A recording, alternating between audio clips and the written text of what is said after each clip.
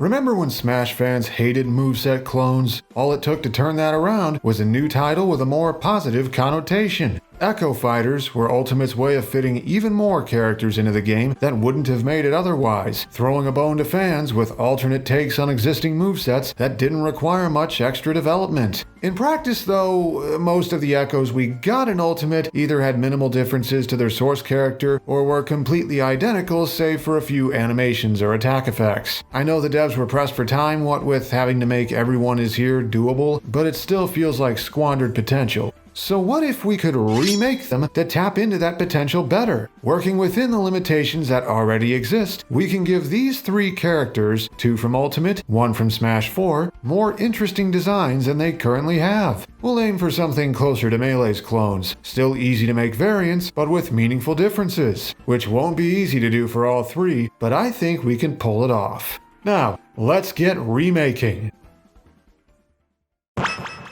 We begin with someone whose spotlight has grown as of late. Princess Daisy's always had fans of her tomboyish personality and competitive edge, contrasting well with Peach's royal poise and properness. But she was relegated to the spin-off cast for a long time, which has changed with Super Mario Bros. Wonder, finally returning her to mainline Mario, as a playable character no less. Which makes her Smash incarnation feel lacking. Being a one-for-one copy of Peach and everything other than visuals sells Daisy's potential short. So how can we use the framework of Echo Fighters to make her more distinct in a way that'd still be easy to make? Let's start with the big one, a fundamental change that'll help Daisy stand out for sure. You know the mid-air float that's been Peach's signature thing? Daisy's never actually used it outside of Ultimate, so let's make it so she can't. Just like Lucina is Marth without the tipper mechanic, Daisy can be Peach without the float, a simpler, more beginner-friendly take on the moveset. But wait, you might be thinking, wouldn't that make her a worse version of Peach? Well, it would, if we weren't buffing a bunch of stats to make up for it. After all, it makes sense for the more athletic Daisy to be better at moving around even while wearing a fancy dress. With buffs of roughly 15% to her running speed and airspeed, which is bigger than it sounds, she's well above average now in the former and top 20 in the latter. 20% faster walk speed and a 5% faster initial dash make her grounded movement brisker overall. Combined with more height on her full hop and double jump, these changes let Daisy move, approach, and chase opponents much easier. She may lack Peach's float-based mix-ups now, but who needs them?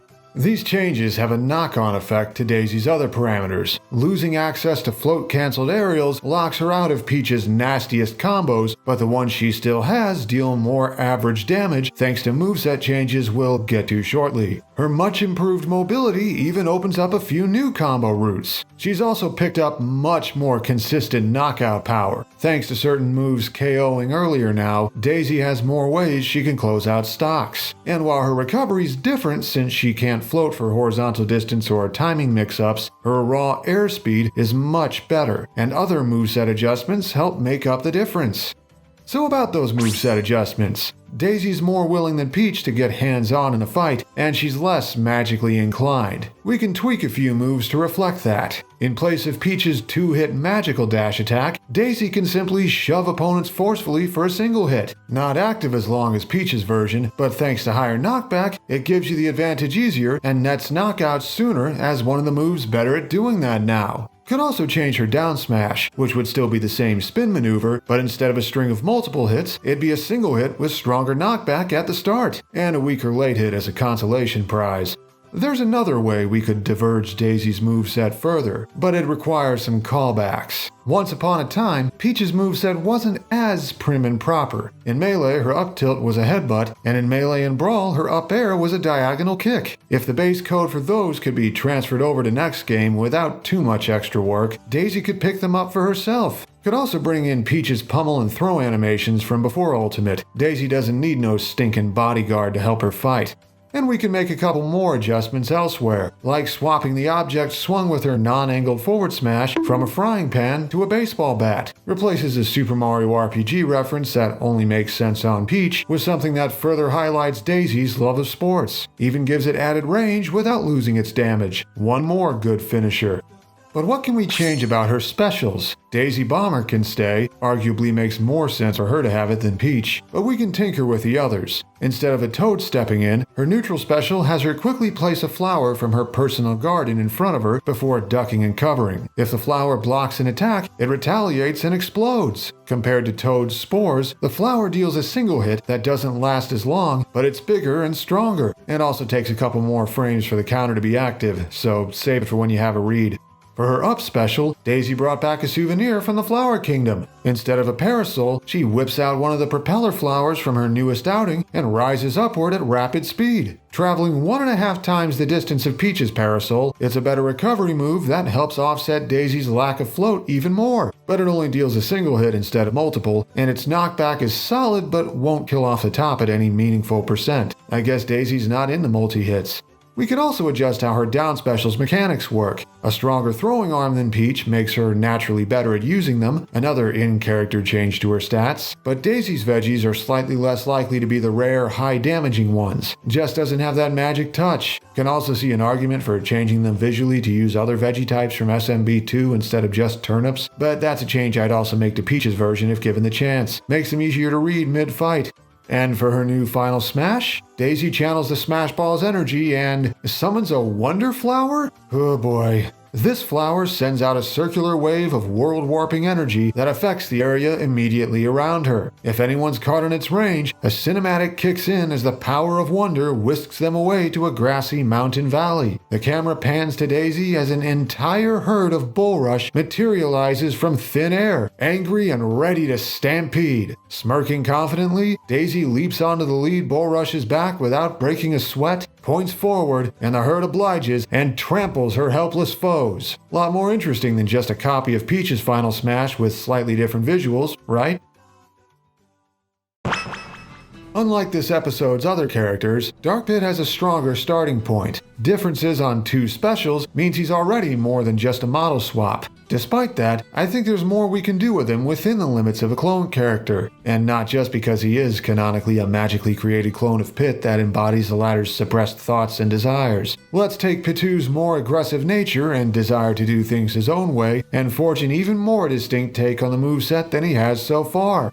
His attributes are weird to talk about though, because I'm actually keeping his base stats the same as the real Pit's. Being a literal clone, it makes sense for him to have the same default capabilities, including power of flight now that he's reluctantly working for Veridi. No signs yet of this aspect changing, since we haven't had a follow-up to Uprising yet, so we can use it as an interesting starting point. How do you make an Echo Fighter stand out better when you're limited to the exact same stats? By changing other things that make his fighting style and strong/weak points different despite that. Fitting his in-your-face personality, Dark Pit's moveset will now encourage getting up close and personal instead of using his weapon's range to space attacks.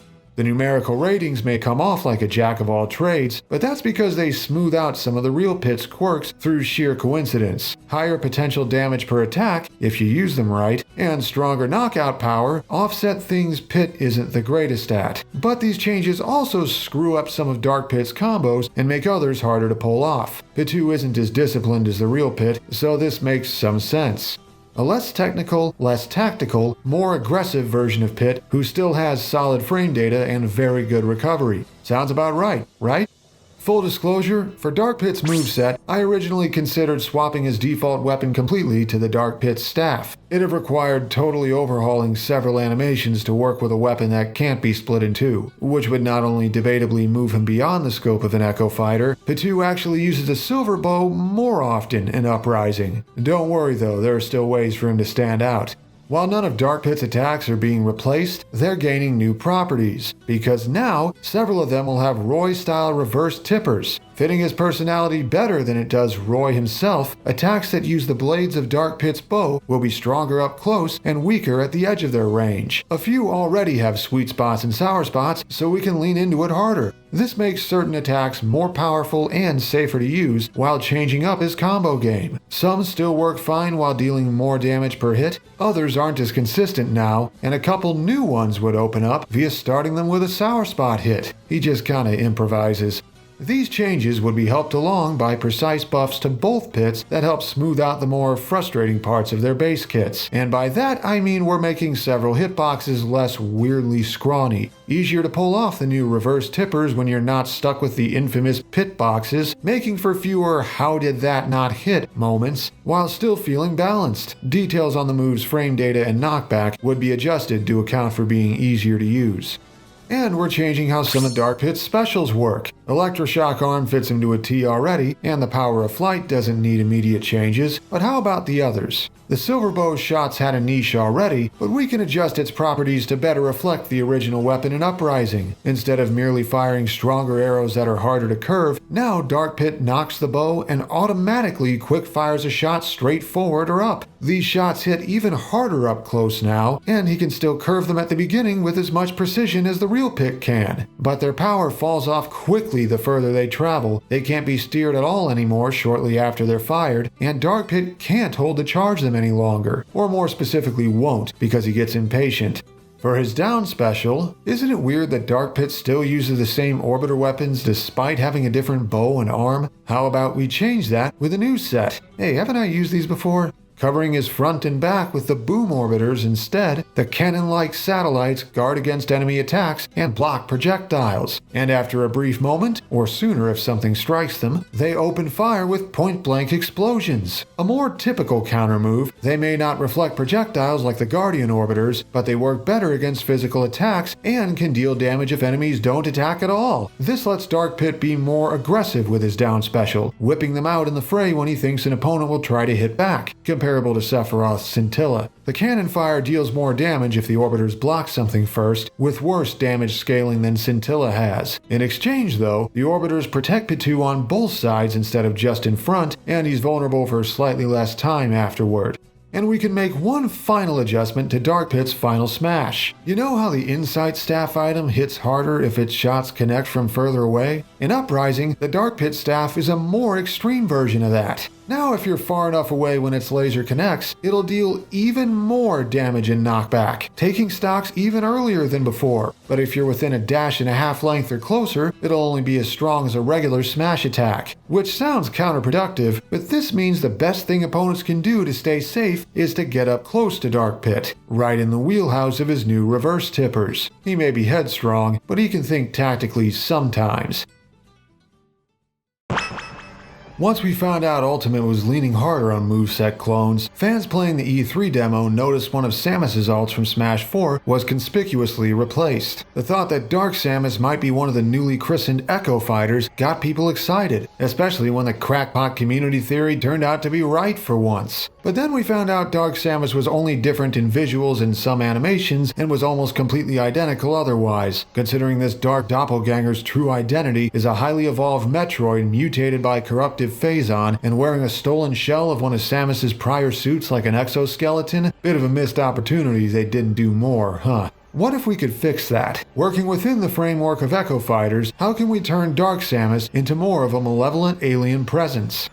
Having identical mobility stats to the real Samus, despite having very different biology and moving around by levitating, never sat right with me. So let's change that to help Dark Samus stand out better. Some difficulty moving around precisely in this unnatural form has made her about 10% slower when quote-quote walking. Also has a slightly slower initial dash due to not kicking off the ground when starting one, making her initial dash speed actually pretty bad. But being able to just float forward has made Dark Samus 10% faster when quote-quote running, which not only puts her in the top half of the roster, it's somehow given all three characters in this video close to the same run speed through complete coincidence.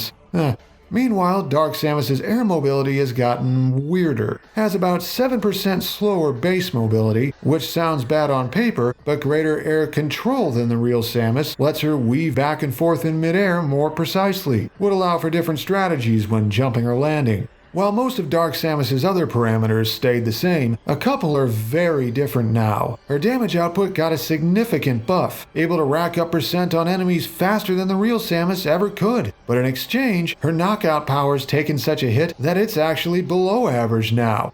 Changes to several moves have lowered their knockback at higher percents, limiting which ones are viable kill moves and making her more predictable when needing to close out stocks. Not that she cares much. Crushing all opposition is nice and all, but that's not as important as spreading the corruption across the galaxy. Speaking of which, there are two ways Dark Samus's moveset could stand out better, and one involves, potentially, doing nothing. A lot of people have clamored for the actual Samus to get her moveset overhauled next game. Her current one feels clunky and outdated compared to her repertoire nowadays. So what if Samus got a rework next game, but Dark Samus didn't? Keeping the old moveset would definitely ensure this character would stand out, and it still wouldn't require as much work as a full newcomer, in theory. It even makes sense thematically, since Dark Samus is copying Samus's abilities as of Metroid Prime, while Samus herself has evolved her fighting style since then. On the other hand, I'm not sure if Dark Samus would still be an Echo Fighter at that point, so I don't know if this would actually fit the criteria. But there's another way we could give this moveset its own identity. Remember that bit about spreading the corruption? How about we take each of Dark Samus's moves that have an energy or explosive effect on the current kit, that's her down tilt, forward smash, forward air, up throw, and every special other than screw attack, and give them a new secondary effect that infects anyone struck by them with Phazon. In practice, it's just a poison effect with unique yet easy to program visuals, with different attacks inflicting the status for different amounts of time. But that alone would give Dark Samus a greater focus on damage racking, since she'd have so many moves dealing extra damage over time. As a trade-off though, the moves that apply Phazon would deal less knockback. See why she has better damage output but worse kill power now? So how would that affect Dark Samus's specials? Her take on the Charge Beam, that's what I'm calling it because it's the actual name in the Metroid games, Charge Shot is a Mega Man thing, tones down the original version's sheer power and loses some hit stun, so fewer follow-ups, but now it corrupts whoever it hits, and the more it's charged, the longer the poison-like Phazon takes effect. Even better at dealing a big chunk of damage, but not as terrifying at taking stocks. Dark Samus's freaky biomechanical missiles actually behave differently now. While both are weaker knockback-wise, they also apply a Phazon effect on hit and create an area of effect explosion when they impact something, not unlike Samus's hyper missiles in Metroid Prime 3, yet another means of corrupting everything further. Dark Samus couldn't copy the Morph Ball bombs perfectly, notice she never uses them in her boss fights, and that's reflected here more accurately by only being able to place one bomb at a time that takes longer to detonate. But when it does, it deals a cluster of 3 Phazon explosions that each apply corruption. And for her final smash, unique animations for these are fair game for Echo Fighters, so let's get more literal with that. Pulsing with energy from Phazon and the Smash Ball, Dark Samus expels that energy outward and creates 2 clones of herself? These dark echoes are mere extensions of her consciousness, but they can triple her firepower. The 3 together stand/float in formation, charge their arm cannons, and fire a hyper-fast barrage of Phazon energy in a fan shape forward. Deals a ton of damage in a wide area, but its knockback isn't the greatest. What it does do, though, is apply a deeper corruption than anything else in Dark Samus's repertoire. Anyone caught by the full force of it takes additional damage over time for a full 30 seconds. They'll be left so weak afterward that finishing them off is just a formality. There we go. 3 different revamps for 3 different Echo Fighters, showcasing how to tailor them better to their individual selves without straying from the limitations of Echo Fighters. From Daisy ditching Peach's floating and magic for more speed and signature style, to Dark Pit channeling his anger and no-nonsense nature more fully, to Dark Samus spreading Phazon corruption and damage across everything in sight. All while still, hopefully, being simple enough to develop that they'd still be easy additions to the roster next game. Far cry from the 2 adjusted specials and 2 glorified alt costumes this trio was before, right? Whew, this was different than the usual for this series. Brought some unique challenges with it. I had to find a way to make them more distinct without taking too many creative stretches or requiring so much extra work that they wouldn't be Echo Fighters anymore. Some parts still feel like a stretch though. Dark Pit's reverse tippers could use some fine tuning, and having Dark Samus stay put while regular Samus gets a revamp is something I'm not sure would happen. Hopefully everything else felt solid enough. But how would you handle this yourself? I'm interested to see how you all would use the boundaries of Echoes to help them stand out better. Or if you just want remakes of regular fighters, I've done that several times now too. Check it out if you're interested. Special thanks to these people for helping make this video happen. Thanks as well to my patrons for the continued support. And now it's their turn to act. Anyone currently supporting me on Patreon can vote on which of these two fighters gets a remake next. Someone whose appearance is brand new, or someone old who still feels new. Gen 4 really was 17 years ago, huh? So, until next time. Guess this video itself was an echo of the main series, wasn't it?